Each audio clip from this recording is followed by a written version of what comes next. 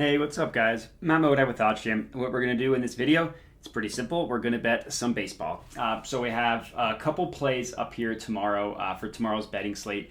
Had a rough go of it on today's MLB bets, at least that I posted publicly. I did get the odds boost that hit, which was nice, plus 400 odds.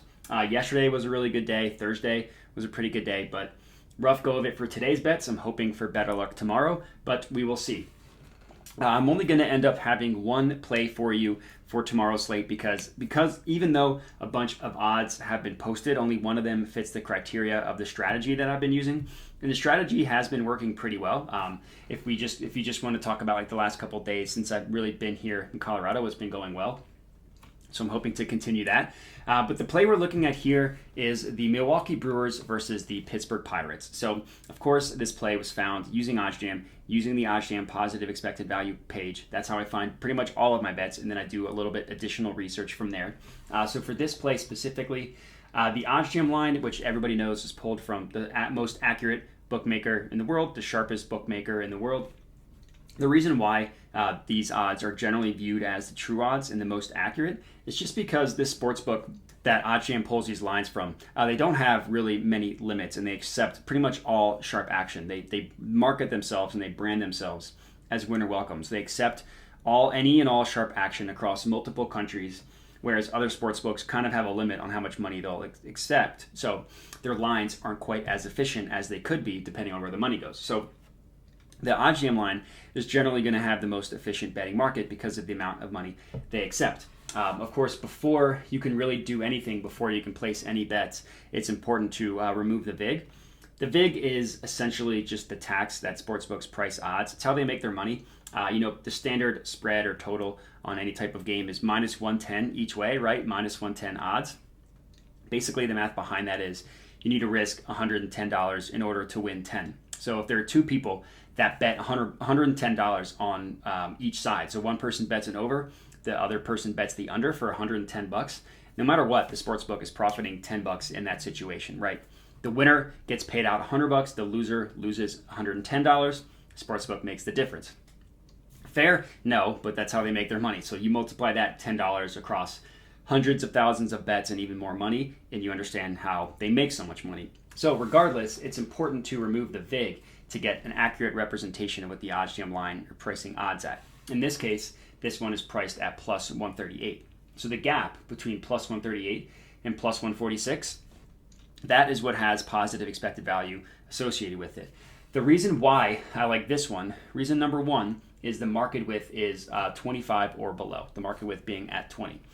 Market width is essentially a way in which you could just measure confidence in what OddsJam is pricing lines at.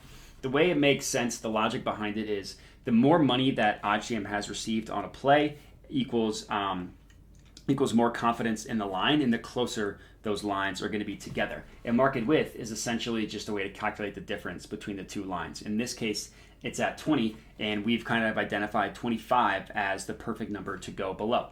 So this one being at 20, perfect. The profit margin, and of everything that I've talked about, this profit margin, this percent is probably the most important. This profit margin is essentially what you can figure to make percent-wise ROI on this bet. Sorry for my dog barking in the background. Now, obviously, if the bet wins, you're either going to get all of your profit, and if it loses, you're going to just lose all your stake.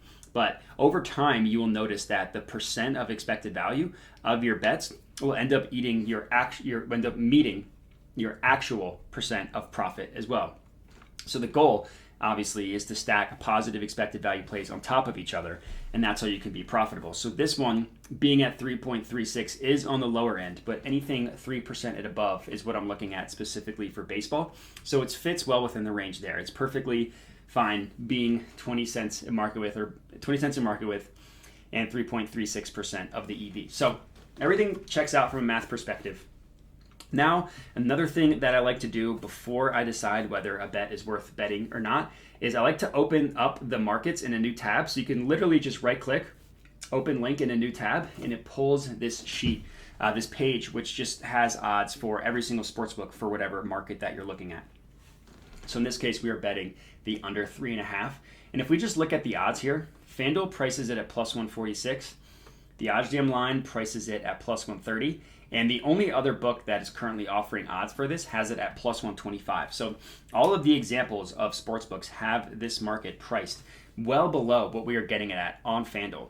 That shows me that this is a true pricing discrepancy and that it's something that's worth betting. So I ended up hitting this one on FanDuel for 60 bucks.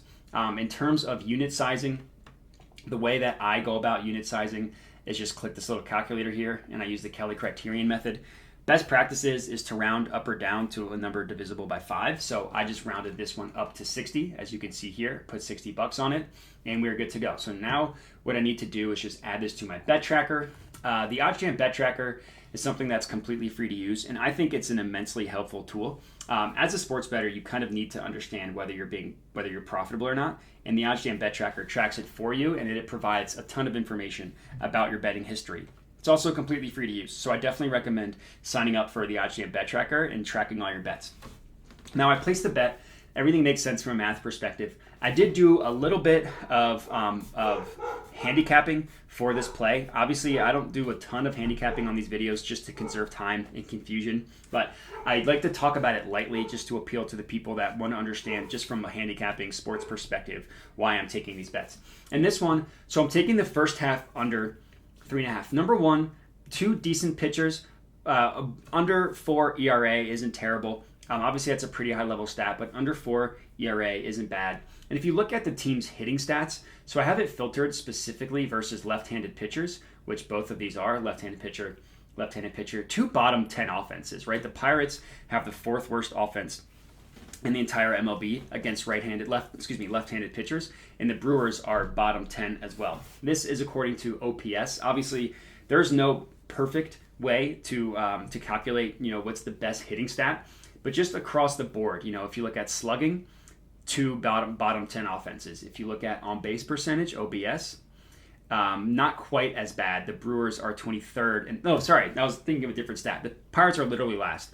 The Brewers are still bottom 10. If you want to look at the average, which again, none of these stats are perfect, but regardless, you get the point. They're all bottom 10 versus left-handed pitchers. So getting this bet all the way at plus 146 odds, you're basically fading two bad offenses, which I think is a really good bet. I've had a ton of success betting these first half totals as well as pitcher strikeout props. So hopefully over the course of today or into tomorrow, some pitcher props start to populate here. But regardless, this is going to be my official bet. Brewers, Pirates, first half under 3.5 runs on FanDuel. I locked this in for 60 bucks, so it's like a little over 2 unit wager. And that's going to be it. So let me know what you think. If you're tailing, I love to hear it. I always love the people that reach out and let me know they're tailing. So if you have been doing that, I appreciate it. Hit me up, Modi_Matt is my Twitter handle. You can comment on the video. Let me know you're tailing that way. Other than that, remember the big 3. Appreciate that. Like, comment I mentioned, subscribe, and then share with your friends to hopefully get a bunch of other people cashing as well. But regardless, this video, that's all I got for you. So I appreciate you guys watching, and have a good one.